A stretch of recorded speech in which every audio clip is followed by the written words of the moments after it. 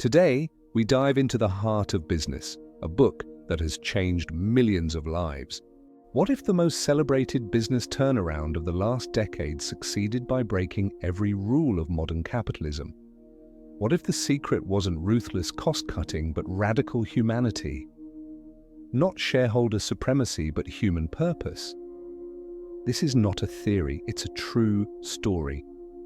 A story of how a company left for dead, the retail giant Best Buy, was revived not by a corporate shark, but by a leader who dared to ask, "What is your dream?" This is the powerful wisdom of Hubert Joly's The Heart of Business. And in the next 20 minutes, we will walk through its transformative lessons that can heal our workplaces, re-energize our careers, and remind us why we work in the first place. Let's set the stage. The year is 2012. The place is corporate America. A titan is falling. Best Buy, the iconic electronics retailer, is on its knees. The media calls it a showroom for Amazon. Its stock is in freefall. Its morale is a ghost town. Analysts are writing its obituary. The playbook for this situation is well known. Slash and burn. Cut costs. Close stores. Lay off thousands. Please the Wall Street numbers. Fast. Into this storm walks Hubert Joly. He's not a retail expert. He's a soft-spoken, French-born former consultant. And his first act as CEO was the first clue that everything was about to change. Didn't host an analyst call. He didn't lock himself in a boardroom with a spreadsheet. He put on a blue polo shirt and khakis, the company uniform, and for months he worked.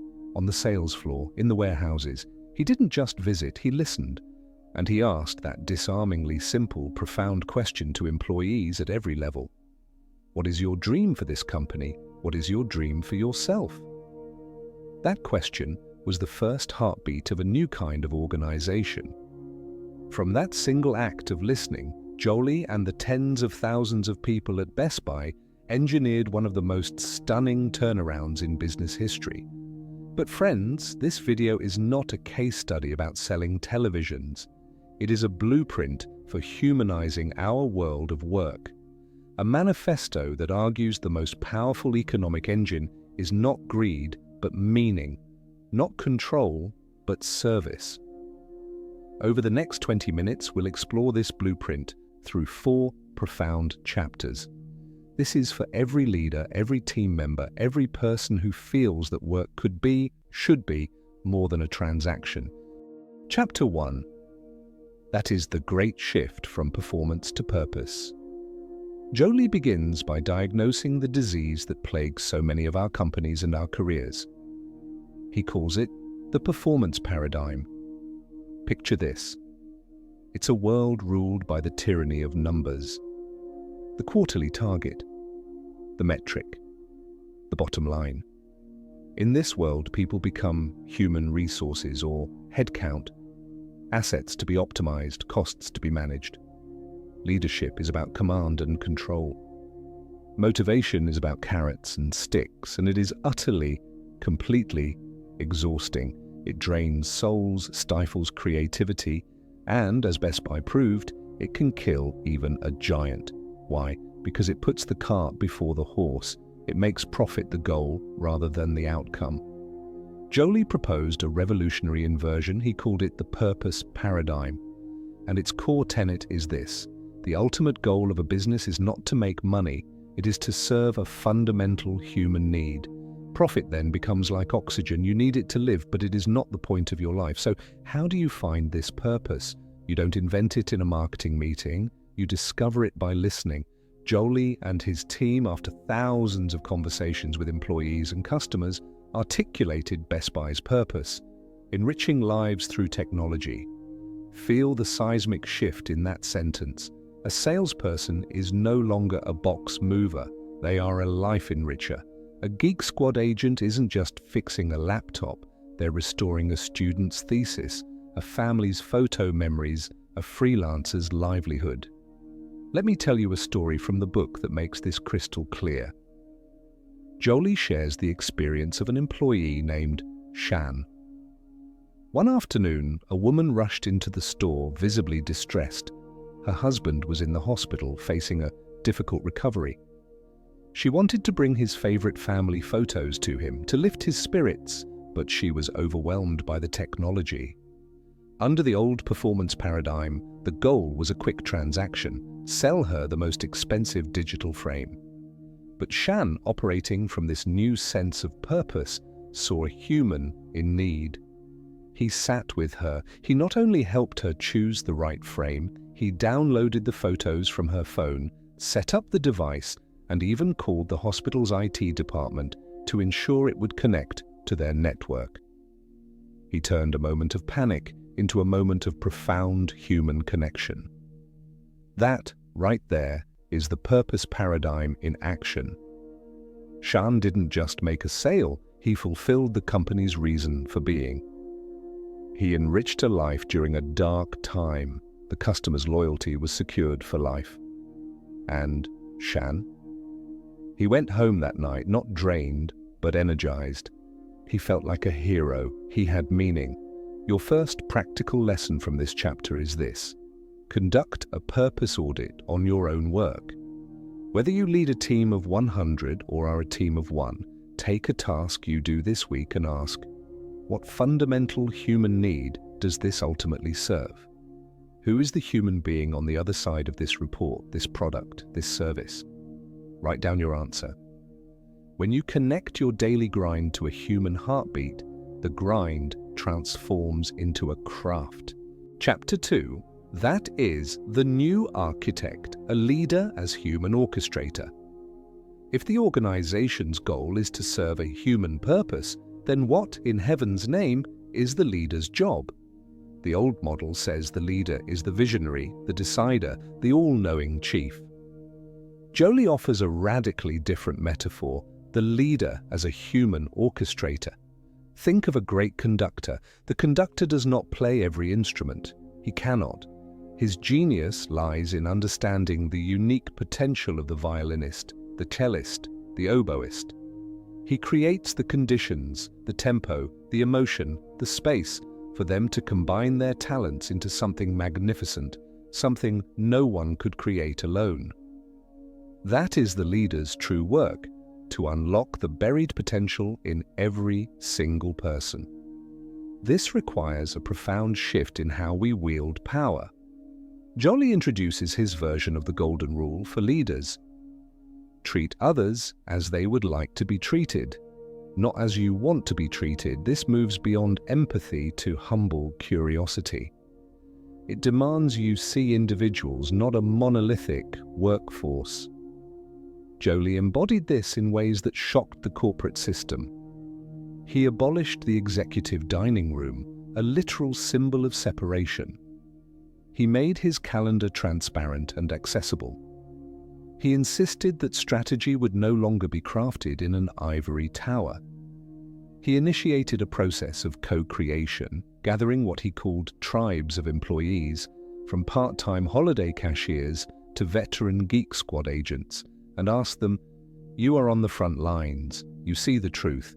What would you do? How can we win?" The brilliant store-level ideas that fueled the Renew Blue turnaround strategy didn't trickle down. They bubbled up. But here is the most transformative leadership practice Joly championed: redefining success for your people. At Best Buy, they began to measure and celebrate what they called hero moments, stories like Shan's. They shifted performance conversations from just, "What did you sell?" to "What did you learn? How did you grow? How did you enrich a customer's life?" This signals that you value their humanity, not just their output. This chapter's lesson is deeply personal. Practice unconditional positive regard. This is a term from psychology that Joly embraces. It means believing in and valuing someone's inherent worth and potential before they have proven it, before the big sale, before the perfect project. See the person, not the position. Your number one tool as a leader is not authority, it is belief. When people feel genuinely believed in, they perform miracles. Chapter 3, that is, the strategy of flow, is elegant simplicity. and the path of least resistance. At this point, you might be thinking, this is beautiful, it's heartwarming, but is it strategy? Can you really beat Amazon with kindness? Here is where Joly's philosophy reveals its hidden power. The strategic framework he brought from his French background is not about complicated models. It is about elegant simplicity. It is about working with reality, not against it. He uses the powerful metaphor of a river. Most corporate strategy is like a bulldozer. It identifies a target on a map and plows straight toward it, blasting through hills, draining swamps, exhausting itself against the landscape. Joly says, don't be the bulldozer, be the river. A river has a clear purpose, to reach the sea. But it does not fight the terrain. It observes the terrain, the geology, the lay of the land, and it finds the path of least resistance. It flows around rocks. It carves through soft earth. It uses gravity and nature's own energy. Its path is elegant, efficient, and powerful. So, how did Best Buy, this dying river, find its new path? The bulldozer approach would have been fight Amazon on price and logistics. A suicidal charge. Instead, Joly and his co-creating employees observed their terrain. What did they have that Amazon did not? Physical stores in communities everywhere, thousands of skilled face-to-face employees, deep, if frayed, relationships with customers for big, complex, intimidating products. They chose to flow. They launched the In-Home Advisor program, a free service where a Best Buy consultant would come to your house, assess your life and needs, and design a tech solution. They embraced price matching, removing the showrooming anxiety. They turned their stores into local shipping hubs, making online order pickup faster than Amazon delivery. They didn't fight the current of e-commerce, they used its energy to propel their unique strengths. Your practical strategy lesson is this: before you force, first observe and flow. When faced with a major challenge or goal, resist the instinct to immediately try harder. Instead, get quiet. Map your true terrain. Ask, what is the natural energy here? What is the unmet human need that isn't being addressed? What are our innate, often overlooked, strengths? Where is the path of least resistance toward our purpose? Strategy becomes an act of wisdom, not just willpower. Chapter 4. That is the inner game, the personal journey of the leader. We now arrive at the bedrock of it all, the most important chapter. You cannot hope to orchestrate humanity for others if you are a stranger to your own. Joly is emphatic. The journey is personal. The heart of business must first beat within the leader. This is not about fluffy self-care. It's the hard, essential work of self-mastery. Joly outlines 3 non-negotiable practices. First, radical humanity and vulnerability. You must shed the armor of the all-knowing boss. Joly shared his own fears and doubts with his team. He admitted what he didn't know. This is not weakness, it is catalytic strength. When a leader says, "I'm struggling with this too," or "I need your help," it gives everyone permission to be fully human. It breaks down walls and builds bridges of authentic trust. You lead as a whole person, not a title. Second, cultivating the being mode. Our professional lives are lived almost entirely in doing mode, reacting, executing, planning, worrying. It's a state of perpetual motion. Joly insists you must create sacred space for being mode, time for reflection, for silence, for presence.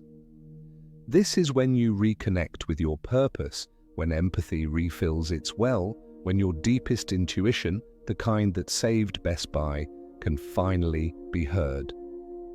This could be 5 minutes of morning quiet before you touch your phone, a walk without headphones, or simply closing your eyes and breathing at your desk. And third, the anchor for everything, defining your personal Everest. This is not your career goal. It is not become CEO or make X dollars. It is your answer to the most fundamental question: why am I here? What is my ultimate pursuit as a human being? For Hubert Joly, his personal Everest is this: to help others become the best version of themselves at work and in life. Every decision, every interaction, every hard choice is filtered through this lens. With a clear personal Everest, you become unshakable. You are no longer buffeted by the winds of criticism or fleeting failure. You are climbing your own mountain, and that clarity empowers everyone around you. This chapter's lesson is your homework for life.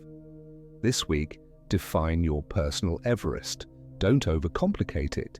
It might be to create moments of genuine connection, or to solve complex problems with elegant simplicity, or to leave every person I meet feeling a little more capable than before. Write it down, put it where you can see it. Let it be the compass for your days. Let's weave the tapestry together. The heart of business is not a poetic ideal. It is a practical, repeatable, profoundly powerful operating system. It begins with purpose, the courageous shift from profit as king to service as mission.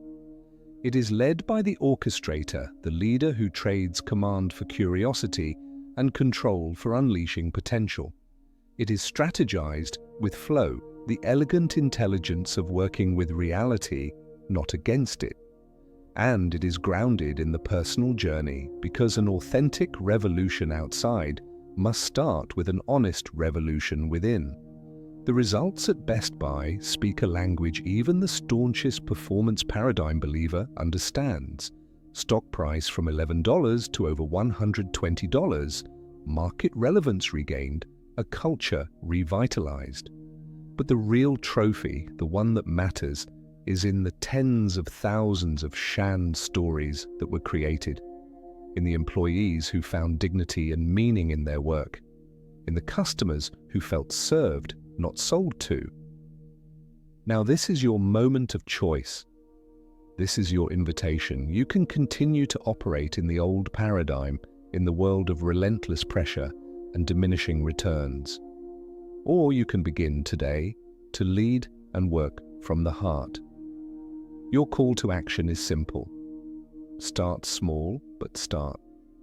Tomorrow morning, have one being moment. Just breathe. In your next meeting, ask one purpose question. How does this help the person we serve? With your next colleague, practice unconditional positive regard. Assume the best. Believe in their potential. Look at your biggest challenge and ask, where is the path of flow here? You don't need a CEO's title to start this revolution. You just need the intention. The heart of business is a seed that grows from wherever it is planted, from the corner office, from the cubicle, from the home office, from the sales floor. If this vision of work resonates with you, if you believe our careers can be sources of energy, not exhaustion, of meaning, not just money, then consider this your community. Subscribe to this channel. We are dedicated to uncovering the ideas, like those in Joly's masterpiece, that don't just change companies but change lives. Click subscribe and tap the bell so you never miss our weekly deep dives into the wisdom that can redefine your path. I have a crucial question for you in the comments below. It's the same question that started it all. What is your dream for your work or for your team? Share it. Let's inspire each other. The conversation is where the real learning happens. For those ready to go all in, get the book that started it all, The Heart of Business by Hubert Joly. It is a guidebook for the future of work. Thank you for your time, for your curiosity, and for your own human heart. Remember, leadership is not a rank, it's a disposition. It's a choice to see the human being in front of you and within you. Lead from there. I'll see you in the next video.